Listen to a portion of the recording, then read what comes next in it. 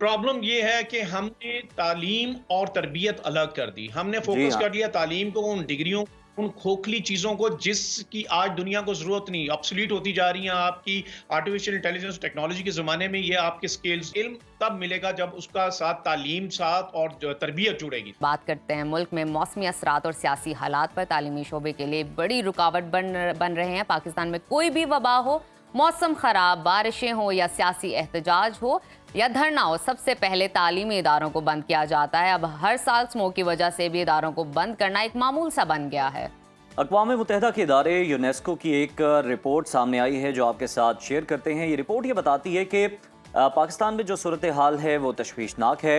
Report में ये भी बताया गया कि आलमी मयार के मुताबिक जो तालीमी साल है ये 190 से 220 दिन का होना चाहिए, मगर पाकिस्तान में हम देख रहे हैं कि मुख्तलिफ वजूहात की बिना पर तालीमी साल सुकड़ कर 120 दिन पर आ गया, जो कि बैनुल अक़वामी मयार तालीम में पीछे होने और 58% शरह ख्वानगी की एक बड़ी वजह है। जबकि दूसरे ममालिक में तालीमी अयाम की तादाद की अगर हम बात कर लें तो फिनलैंड, जहां ख्वानगी की शरह 100% है, वहां पर शेड्यूल्ड और अनशेड्यूल्ड छुट्टियां अगर निकाल दी जाएं तो 190 दिन बच्चे स्कूल जाते हैं। और भारत में तकरीबन 200 से 220 तदरीसी दिन है और इसकी शरह ख्वानगी 76% है। और इसी तरह बांग्लादेश में शरह ख्वानगी 76 और 180 तदरीसी दिन है।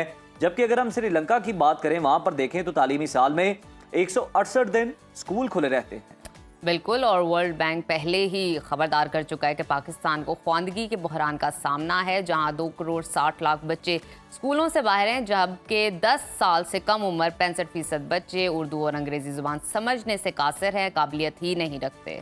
यूनिसेफ के मुताबिक स्मॉग से 6 करोड़ बच्चों की तालीमी सरगर्मियां मुतासर हो रही हैं। जबकि पाकिस्तान में ऑनलाइन क्लासेस की हम बात करें तो वो आम तो है, लेकिन 42,000 सरकारी स्कूल के 1.25 करोड़ बच्चों के पास इंटरनेट, लैपटॉप, मोबाइल या फिर डिजिटल डिवाइसेस की सहूलत ही मौजूद नहीं है।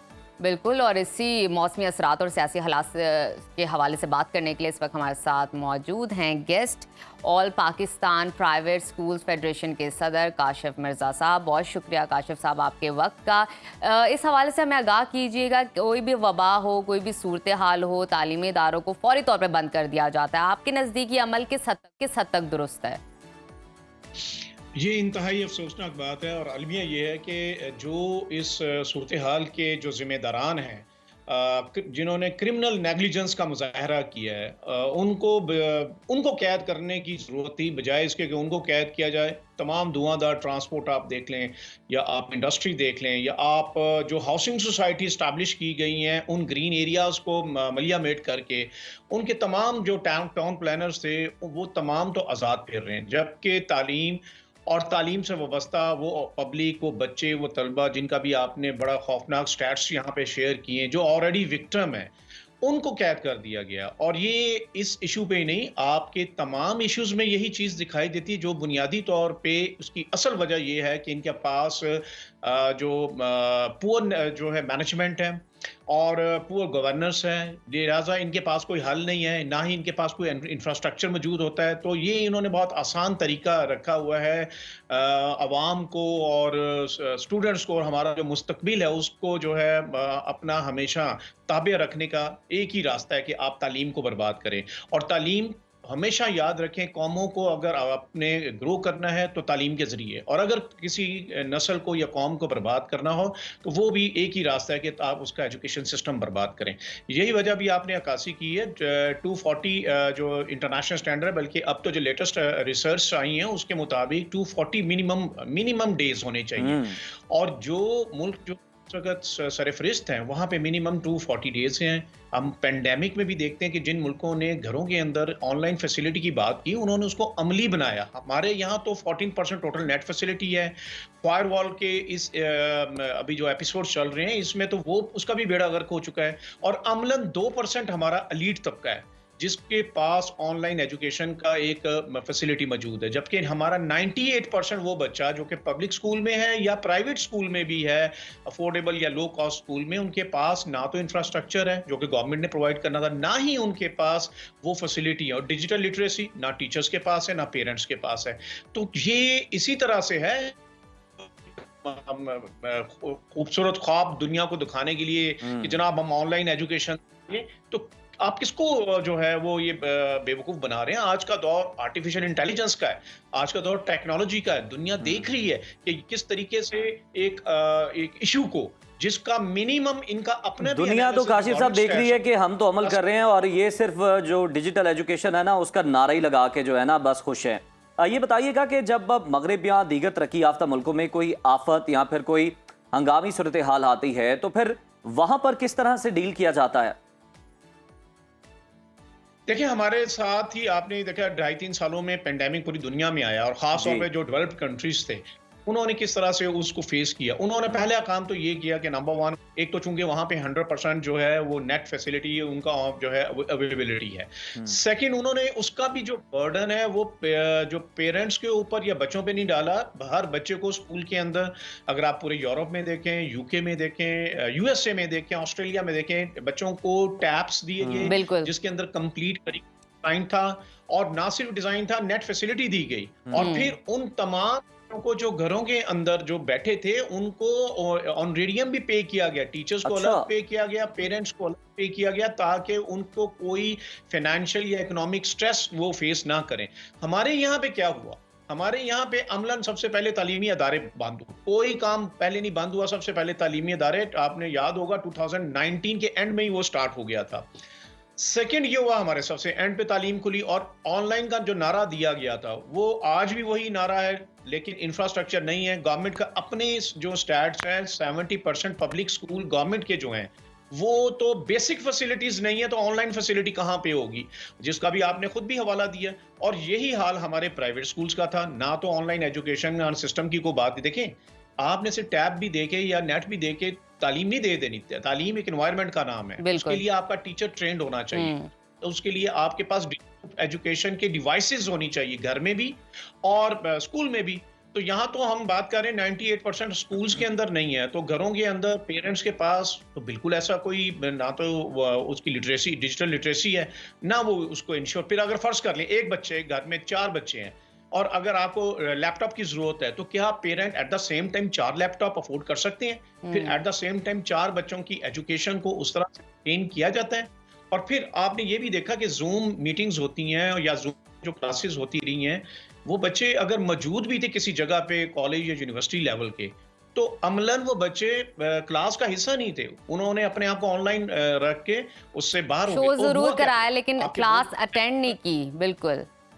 अच्छा काशिफ साहब, इस हवाले से भी जी, आगाह बिल्कुल। कीजिएगा, जैसे कि हम आपको बता रहे हैं और सबको पता है कि मौसमी हालात हो या कोई भी सूरत हाल हो, स्कूल्स बंद कर दिए जाते हैं, जिसकी वजह से अगर साल के अयाम देखें तो वो कम होते जा रहे हैं, सुकड़ते जा रहे हैं। मुझे याद पड़ता है जब हम स्कूल से छुट्टी किया करते थे तो हमारा सिलेबस रह जाता था, हमारे एक लेक्चर मिस हो जाता था, असाइनमेंट मिस हो जाती। तो मैं सोचती हूँ जिन बच्चों के इतने सारे हफ्ते मिस हो जाते हैं, मंथ्स मिस हो जाते हैं, उनका सिलेबस किस हद तक कवर होता है और उनको सीखने की अपॉर्चुनिटी किस हद तक मिलती है, इस पर क्या कहना चाहेंगे?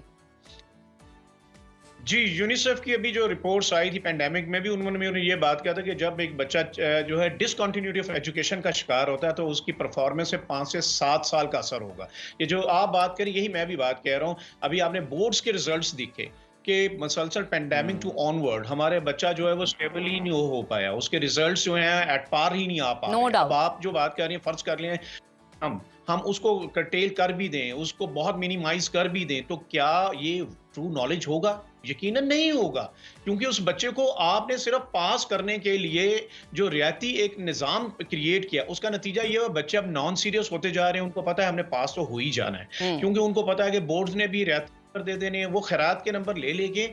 अब वो एक ऐसी बेसाखियों का वो शिकार हो चुका है कि वो अमली जिंदगी में भी अब इस बात का हर वक्त उसको तवक्को रहती है कि मैंने अगर कोई मेरे पास नहीं है तो चोर रास्ता हर वक्त कहीं ना कहीं मौजूद है। तो नतीजा ये होगा कि इंटरनेशनल लेवल पे जब आप ग्लोबल कंपटीशन की बात करते हैं तो हमारा बच्चा परफॉर्म नहीं कर रहा, वो लोकल नहीं कर रहा, तो इंटरनेशनल कहाँ करेगा? उसके पास जब आर्टिफिशियल इंटेलिजेंस के को जो कम्पीट करना होगा तो क्या करेगा? जब टेक्नोलॉजी की बात होगी, रोबोटिक्स की बात होगी, तो फिर वो क्या करेगा? आज तो दुनिया इन्हीं कामों में चली गई है। जितने डेवलप्ड कंट्री हैं, चाहे वो यूएस है, चाइना है, यूरोप है, जापान है, यूके अच्छा है, काशिफ साहब, ऑस्ट्रेलिया, यहाँ तो आपकी मौजूदगी का फायदा उठाते हुए मैं आपसे ये जानना चाहूंगा कि ये जो तालीमी अयाम है, ये तो आपने एक कंपैरिजन जो है वो भी पेश किया, बिल्कुल बढ़ने चाहिए, लेकिन सर आप समझते हैं कि इसके साथ साथ हमें जो मयार तालीम है उसको भी बेहतर करने की बहुत ज्यादा जरूरत नहीं है? बहुत जरूरत है। ये आपने जो बात की तो यही हमारा हमेशा से मौकफ रहा है। देखें, प्रॉब्लम ये है कि हमने तालीम और तरबियत अलग कर दी। हमने जी फोकस हाँ। कर लिया तालीम को, उन डिग्रियों, उन खोखली चीजों को जिसकी आज दुनिया को जरूरत नहीं, ऑब्सोलीट होती जा रही हैं। आपकी आर्टिफिशियल इंटेलिजेंस टेक्नोलॉजी के जमाने में ये आपके स्किल्स, जब तक आपके पास हार्ड एंड सॉफ्ट स्किल्स नहीं है, आज दुनिया आपसे पूछती है कि ठीक है ये डिग्री आपके पास है, ओके, अब आप ये बताओ ये परफॉर्म कैसे कर सकते हो। हमारा जो एकेडमिया है वो इंडस्ट्री को तो लिंक ही नहीं करता। जहां आपका बच्चा ग्रेजुएशन के बाहर फील्ड में आता है तो इंडस्ट्री पहले उसको क्या करती है, जो उसे लर्न किया उसे अनलर्न करती है, और फिर वो जाके उससे ये कहती है अब आओ और ये हमारी नीड है। तो पहली बात तो ये है कि जो आप बात कर रहे हैं, हमारा बच्चा जो है मौजूदा एजुकेशन सिस्टम ये बेसिकली नंबर गेम का एक ऐसा गोल चक्कर है जिसके उलझ के रह गया है। मेरे बच्चे को जरूरत और इल्म तब मिलेगा जब उसका साथ तालीम साथ और तरबियत जुड़ेगी। और स्ट्रेस हमने बच्चों को ऐसा सिस्टम दे दिया नंबर गेम में कि आप देखते हैं हर रिजल्ट के बाद मैट्रिक, इंटर या ग्रेजुएशन के खुदकुशियों की आपको बहुत सी जगहों से जो है वो दिखाई देती हैं बच्चे। क्यों हमने ऐसा सिस्टम दिया जिसमें उसकी ट्रू काबिलियत नजर नहीं आती? वो सिर्फ एक वजह है, क्योंकि जो एलीट कैप्चर्ड 1 से 2% है वो नहीं चाहते कि आम इंसान का बच्चा, आम पाकिस्तानी का बच्चा जो है वो उस दौड़ में आगे निकल जाए उनके बच्चों से और वो किसी मुकाम तक पहुंचे। और जिसको अब आप ज्यादा देर तक इंटरनेशनल कंपटीशन, ग्लोबल विलेज के अंदर रहते हुए रोक नहीं सकते, क्योंकि अब टाइम है आर्टिफिशियल इंटेलिजेंस और टेक्नोलॉजी का। ओवरऑल आपको पूरे सिस्टम को रिवाइज करना पड़ेगा। ये आज इन बैसाखियों के साथ हमारा सिस्टम आगे नहीं जा सकता। बैसाखियों के साथ बड़ी मुश्किल खड़ा हो जाए, बड़ी बात है। चलना दौड़ना तो दूर की बात। और काशिफ साहब, बड़ी आपने खूबसूरत और अहम बात की कि तालीम के साथ साथ ना ये तालीमी इदारों को थोड़ी सी तरबियत करने की भी जरूरत है। तालीम और तरबियत जो है ना वो साथ साथ है। बहुत शुक्रिया, काशिफ मिर्जा साहब हमारे साथ मौजूद थे।